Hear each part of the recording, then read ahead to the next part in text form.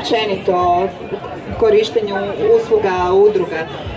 Dakle, kad sam se razboljela, potražila sam psihološku pomoć u udruzi Sve za nju, ona je vrlo dragocjena, mislim svakoj ženi koristi, jer vi ste na početku bolesti vrlo izgubljeni i sustav ne pruža onu podršku koju bi žene trebale dobiti.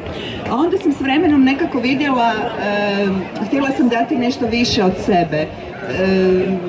Igrom slučaja imala sam dovoljno vremena za to i kako sam dugogodišnja novinarka, ono što znam pisati. Dakle, htjela sam na neki način svoje iskustvo pretočiti u nešto što će ženama pomoći možda na neki drugačiji način, jer sam vidjela da tu postoji prostor i tako sam došla na ideju da osnovim taj portal Nismo same. Dobila sam veliku podršku mojih prijatelja.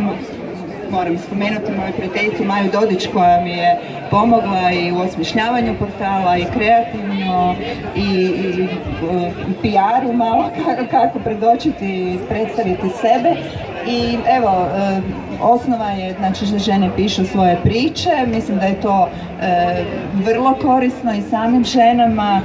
One koje su napisale priče rekli su da im je to jako pomoglo i psihološki da prođu ponovo kroz tu bolest i da žive to na jedan način, izbace to iz sebe.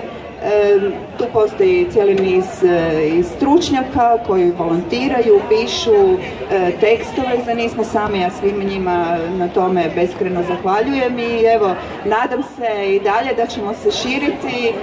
Mali smo, skromni smo, nemamo... Ne, niste mali, ja ne dopuštam ovakvu skromnost. Ti možeš biti skromna, ali dakle i portal i Facebook stranica Nismo same je u vrlo kratko vrijeme napravila jako mnogo.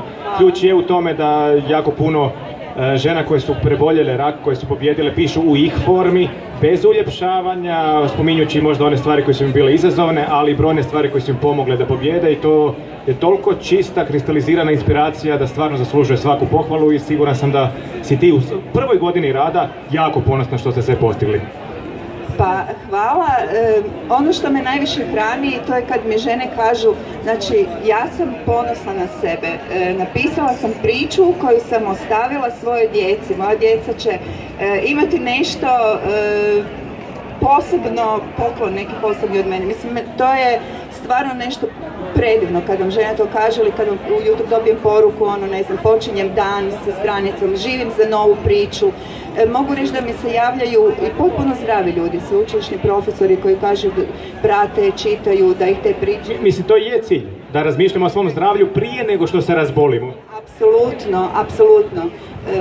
To je cilj s jedne strane, znači da ohrabruju te priče žene koje tek ulaze u bolest, da im pokaže znači da iz toga crpe snagu, da to nije nešto sada kraj svijeta, a s druge strane da potiču ljude da počnu svi razmišljati o tome koliko vode brigu o svom zdravlju i ono kako smo imali neku akciju Budi sebi prva, znači da sve žene izdvoje vrijeme za sebe jer ovo sve ne znam, moram voditi dijete na neku aktivnost, moram skuhati ručak, to su sve izgovori, znači svaka od nas može pronaći vrijeme za sebe, pregled jednom godišnje ili 2 puta ako je nužno.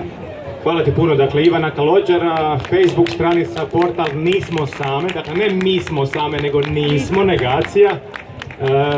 Podrška, inspiracija brojnih žena koje su preboljele, dakle mislim da je to najbolje što se može dogoditi. Hvala ti puno Ivana.